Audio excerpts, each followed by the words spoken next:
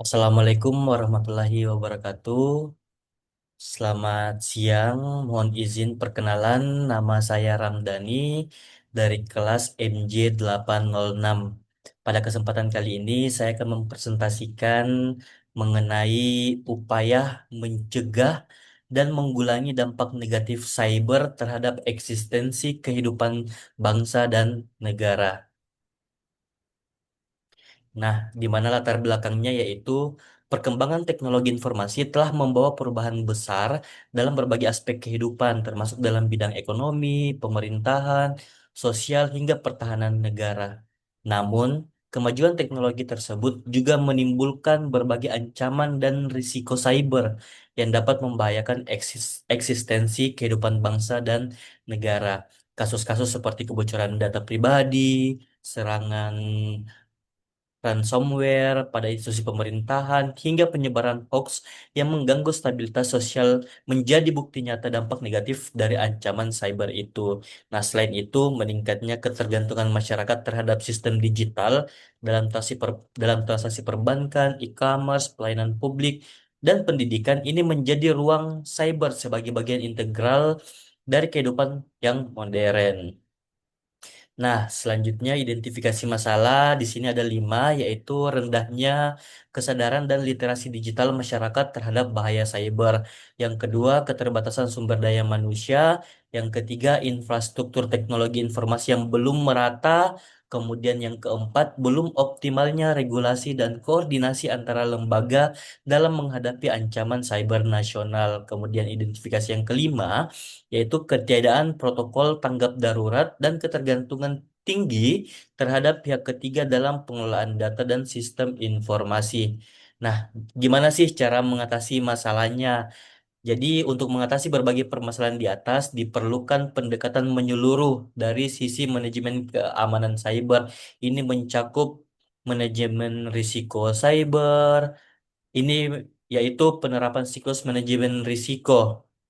Nah, terus yang kedua yaitu keamanan data dan informasi. Nah, ini merupakan implementasi kebijakan perlindungan data pribadi.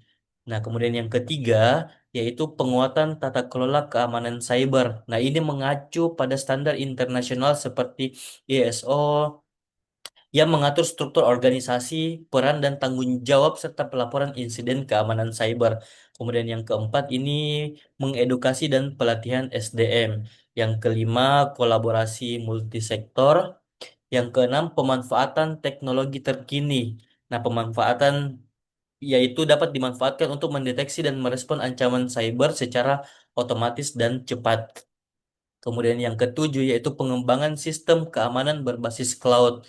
Yang kedelapan, regulasi dan penegakan hukum cyber yang kuat. Kemudian yang kesembilan, simulasi dan pengujian berkala. Yang kesepuluh yaitu penyusunan rencana pemulihan bencana. Kemudian yang ke-11 yaitu peran lembaga pemerintah dan BSSN. Yang ke-12 perlindungan infrastruktur kritis nasional.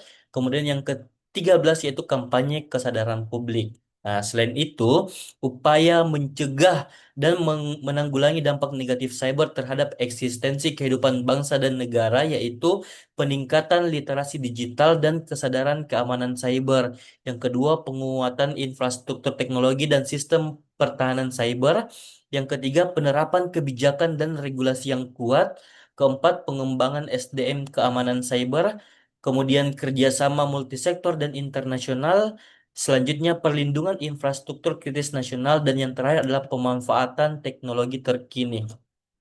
Nah, di sini ada studi kasus yaitu serangan ransomware WannaCry tahun 2017 di mana serangan global WannaCry ini berhasil melumpuhkan ratusan ribu sistem di lebih dari 150 negara termasuk rumah sakit di Inggris, perusahaan global dan institusi pemerintahan. Malware ini menginskripsi data dan meminta tebusan berupa Bitcoin.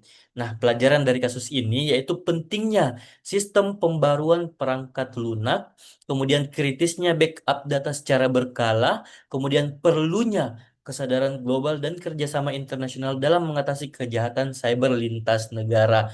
Nah, di mana kesimpulan dari makalah ini yaitu ancaman cyber merupakan risiko nyata yang dapat mengganggu stabilitas dan eksistensi bangsa dan negara jika tidak ditangani secara serius.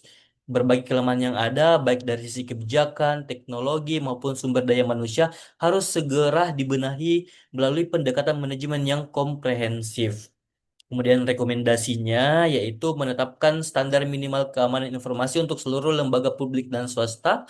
Yang kedua, menyediakan program pelatihan dan sertifikasi keamanan cyber secara berkala, mendorong kolaborasi antara lembaga dalam negeri dan internasional, kemudian meningkatkan kapasitas deteksi dan respon insiden melalui sistem otomatis berbasis AI, kemudian membentuk satuan tugas cyber di setiap sektor strategis termasuk keuangan, kesehatan dan pemerintahan, serta melibatkan institusi pendidikan tinggi dalam riset dan inovasi teknologi keamanan cyber. Demikian presentasi pada kesempatan kali ini, kurang lebihnya mohon dimaafkan. Wassalamualaikum warahmatullahi wabarakatuh.